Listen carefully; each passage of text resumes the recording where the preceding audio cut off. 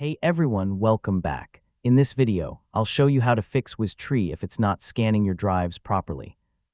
If WizTree gets stuck, doesn't detect your drive, or fails to complete a scan, there are several easy solutions you can try. So let's get started. First, make sure you're running WizTree with administrator privileges. Click the WizTree shortcut and select Run as Administrator. Since WizTree needs low-level access to your drives for fast scanning, running without the required permissions can prevent it from working correctly. Next, verify that the drive you want to scan is connected and accessible in Windows. Open File Explorer and confirm that the drive appears and that you can open it normally. If Windows can't detect the drive, WizTree won't be able to scan it either. If the drive is available but the scan still doesn't start, restart WizTree and try scanning again.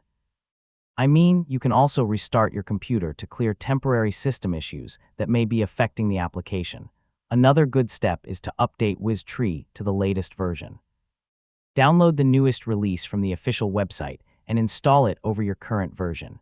Updates often include bug fixes and improved compatibility with newer versions of Windows.